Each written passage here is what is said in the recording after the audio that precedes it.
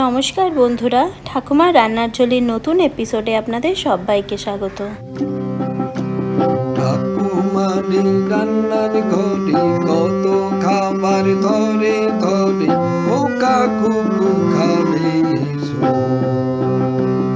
খাও মাও খাও, রান্নার গন্ধ পাও, চেটে পুটে খাও।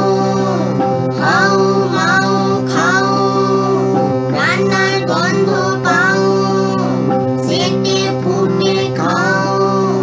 খাবো খাবো খাবো খাবো খাবো খাবো খাবো খাবো খাবো। কেমন আছেন সবাই? আশা করি সবাই খুব ভালো আছেন। ঠাকুমার রান্নার ঝুলির পক্ষ থেকে আজকে আমরা আবার একটা নতুন রেসিপি নিয়ে হাজির হয়েছি। আমাদের ভিডিওটা ভালো লাগলে আমাদের চ্যানেলটাকে একটা সাবস্ক্রাইব করার অনুরোধ রইল। আর পাশে থাকা বেল আইকনটা যদি আপনারা প্রেস করে দেন তাহলে আমাদের ভিডিও সবার আগে আপনিই দেখবেন। আজও আমরা কিন্তু একটা চটজলদি রেসিপি নিয়ে চলে এসেছি।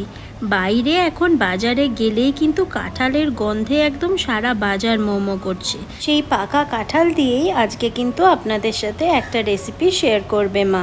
তাহলে প্রথমেই কাঁঠালের বীজটাকে এইভাবে ছাড়িয়ে নিতে হবে, আর ওর ভেতরে যে শাঁসটা থাকে সেটা কিন্তু ফেলে দিতে হবে। এই শাঁসটা কিন্তু একদমই পেটের পক্ষে ভালো না। এইভাবে আমরা কাঁঠালটাকে কিন্তু পরিষ্কার করে নেব। বাড়িতে যদি কখনো আপনাদের কাঁঠাল শক্ত আসে বা কাঁঠালটা বেশি যদি পেকে যেয়ে থাকে, তাহলে সেই কাঁঠাল কিন্তু খেতে খুব একটা ভালো লাগে না অনেকেরই। আর সেই সময় কিন্তু আপনারা এই রেসিপিটা করে নিতে পারেন, তাহলে কাঁঠালটা খাওয়াও হয়ে যাবে আর একটা নতুন রেসিপি কিন্তু আপনাদের শেখাও হয়ে যাবে। পরিষ্কার করে নেওয়া কাঁঠালগুলোকে এবার একটা মিক্সার জারে দিয়ে একটা পেস্ট তৈরি করে নেব। মিক্সার জারে কিন্তু পেস্ট করার সময় কোনো প্রকার জল ব্যবহার করার কোনো প্রয়োজন নেই। কাঁঠালের মধ্যে যা জল থাকে সেই দিয়েই কিন্তু এটা খুব ইজিলি এরকম একটা পেস্ট তৈরি হয়ে যাবে।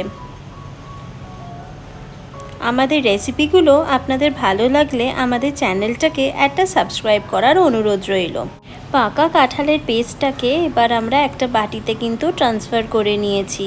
এবার এর মধ্যে বেশ কিছু ইনগ্রিডিয়েন্টস মেশাবো যেটা বাড়িতে আমাদের সবারই থাকে। তো প্রথমে এর মধ্যে দেয়া হচ্ছে ময়দা। ময়দাটা কিন্তু পরিমাণ মতন দিতে হবে, কেননা পেস্টটাকে একটু আঠো আঠো করতে হবে, না হলে এটাকে কিন্তু পরে ভাজার জন্য বল তৈরি করা যাবে না। আর এর মধ্যে দেওয়া হলো অল্প একটুখানি পরিমাণে সুজি। ওই ধরুন ময়দা আর সুজির রেশিও হবে 2:1। এবার এর মধ্যে দেওয়া হলো একটু গুঁড়ো চিনি। আমাদের কাঁঠালটা খুব একটা বেশি মিষ্টি ছিল না, তাই এখানে 2 চামচ মতন চিনি দিলাম। আপনাদের যদি কাঁঠালটা খুব মিষ্টি থাকে তাহলে এর মধ্যে কিন্তু চিনি দেওয়ার কোনো প্রয়োজন নেই। আর এবার এর মধ্যে দেওয়া হলো 1 চিমটি নুন।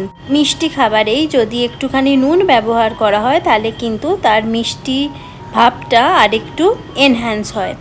এবার সব উপকরণ দিয়ে খুব ভালোভাবে এটাকে মিক্স করতে হবে, আর খুব ভালোভাবে ফেটিয়ে ফেটিয়ে মিক্স করতে হবে।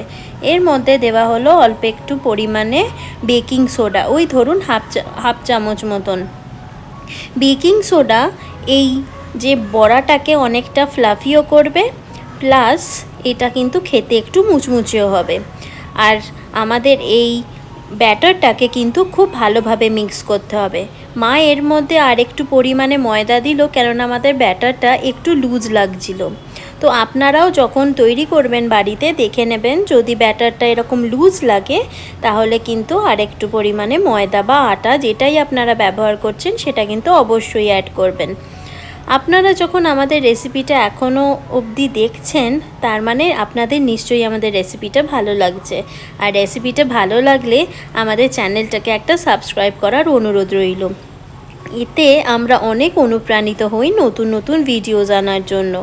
আপনাদের এই রেসিপিটা কেমন লাগছে আমাকে কিন্তু অবশ্যই কমেন্ট করে জানাবেন। আমি কিন্তু মাকে আপনাদের কমেন্টগুলো পড়ে শোনাবো। খুব ভালোভাবে দেখুন ফেটিয়ে নেওয়া হচ্ছে। ফেটাতে ফেটাতে এর কালারটাও দেখুন এরকম একটু হোয়াইটিশ কালারের হয়ে যাবে। আমাদের কিন্তু ব্যাটারটা একদম রেডি। এটাকে এবার কিন্তু 10 মিনিট আমরা রেস্ট হতে দেব, কারণ এর মধ্যে সুজি রয়েছে, সুজিটা আরেকটু ফুলবে। এবার অপর দিকে আমরা কড়াইতে তেল গরম করতে দেব। এটা একটু ডুবো তেলে ভাজলেই ভালো হয়, আর তার জন্য আমরা এখানে রিফাইন্ড অয়েল ব্যবহার করেছি। তেলটা একটু হাই ফ্লেমে আমরা গরম করে নেব। এবার এর মধ্যে যে রেস্ট করে রাখা যে ব্যাটারটা ছিল সেটা থেকে এরকম বলের মতন আকার করে আমরা ভেজে নেব। ফ্লেমটাকে কিন্তু অবশ্যই একটু হাইতে রেখে দেবেন, কেননা না হলে এর ভেতর কিন্তু তেল টানবে আর সেটা খেতে খুব একটা ভালো লাগবে না। একটু মিডিয়াম টু হাই ফ্লেমে ভাজলেই ভালো। এবার এখানে আমরা বড়াগুলো সব দিয়ে দেব। চেষ্টা করবেন খুব বড় যেন না হয়, এরকম একটু মিডিয়াম সাইজের দিলেই হবে। আমাদের রেসিপিটা ভালো লাগলে আমাদের চ্যানেলটাকে একটা সাবস্ক্রাইব করার অনুরোধ রইল। এবার মিডিয়াম টু হাই ফ্লেমে আমরা এই বড়াগুলোকে খুব ভালোভাবে ভেজে নেব। বাইরে কিন্তু এখন বেশ ভালোই বৃষ্টি পড়ছে রোজই, আর বৃষ্টির দিনে এরকম একটা রেসিপি থাকলে কিন্তু জাস্ট বিকেলটা জমে যাবে। সাথে একটু গরম গরম চা আর সাথে এই বড়া, একদম খুব ভালো কম্বিনেশন। আপনারা কিন্তু অবশ্যই এই রেসিপিটা ট্রাই করবেন এবং আমাকে জানাবেন আপনাদের কেমন লাগছে। এইভাবে দেখুন লাল লাল করে কিন্তু এগুলোকে একটুখানি ভেজে নিতে হবে।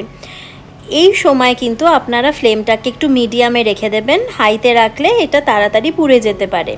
তো মিডিয়াম ফ্লেমে 2-5 মিনিট মতন এইভাবে ভাজলেই কিন্তু প্রত্যেকটা বড়া ওপর থেকে ক্রিস্পি আর ভেতর থেকে একদম সফট অ্যান্ড ফ্লাফি হবে, আর খেতে অসাধারণ লাগে খেতে। আপনারা খেয়ে বলবেন আমাকে যে আপনাদের কেমন লেগেছে। এটা কিন্তু তালের বড়াকেও হার মানাবে। খেতে মনে হবে হয়তো তালের বড়া, কিন্তু এটা কেউ বুঝতেই পারবে না যে এটা কাঁঠালের বড়া।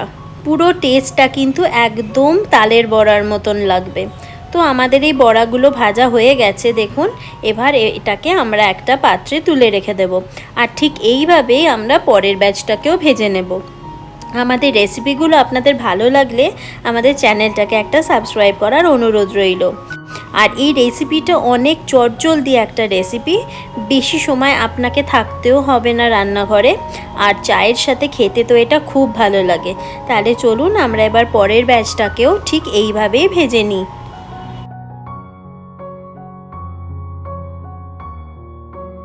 আপনারা কিন্তু চাইলে এই ব্যাটারটার মধ্যে একটু মৌরিও অ্যাড করতে পারেন। আজকে আমরা এরকম প্লেনই করেছি, কিন্তু এর মধ্যে মৌরি দিলেও কিন্তু খেতে বেশ টেস্টি লাগে। আপনারা কিন্তু একবার ওইভাবে ট্রাই করে দেখতে পারবেন। আমাদের নেক্সট ব্যাচের বড়াগুলোও কিন্তু অলমোস্ট দেওয়া হয়ে গেছে। আবার এগুলোকেও কিন্তু সেমভাবেই আমরা একটু মিডিয়াম টু হাই ফ্লেমে ভেজে এগুলোকে তুলে নেব। দেখুন এটাকে যখন তেলে দেওয়া হয়েছে তখনই কিন্তু কেমন বড় বড় সাইজ হয়ে ফুলে গেছে, আর কতটা হালকা লাগছে দেখতে, তাই না? আপনারা যদি খুব ভালোভাবে এটাকে ফ্যাটান তাহলে কিন্তু আপনাদের বাড়িতেও ঠিক এই রকমই ফ্লাফি বড়াগুলোই কিন্তু তৈরি হবে। আমাদের সব কটা বড়া ভাজা হয়ে গেছে, এবার খাওয়ার পালা। আপনাদের এই রেসিপিটা কেমন লাগলো আমাকে কিন্তু অবশ্যই জানাবেন। খুব ঝটপট একটা স্ন্যাক রেসিপি না? বাড়িতে একবার করে দেখুন না, কেমন লাগে আমাকে অবশ্যই জানাবেন। আর আমাদের চ্যানেলটাকে একটা সাবস্ক্রাইব করার অনুরোধ রইল। সবাই ভালো থাকবেন, সুস্থ থাকবেন। আবার পরের দিন কিন্তু আমরা আবার একটা নতুন এরকম চটজলদি রেসিপি নিয়ে চলে আসবো আপনাদের কাছে। বাড়িতে তো আমরা অনেকই অনেক রকম রেসিপিস ট্রাই করি, এই রেসিপিটা একটু ইউনিক। আপনারাও একবার এই রেসিপিটা ট্রাই করে দেখুন। আমার মনে হয় আপনাদের বাড়িতে এই রেসিপিটা সবাই খুব পছন্দ করবে। আমাদের এই রেসিপিটা শেষ অবধি দেখার জন্য আপনাকে অসংখ্য ধন্যবাদ। সবাই ভালো থাকবেন, সুস্থ থাকবেন। নমস্কার।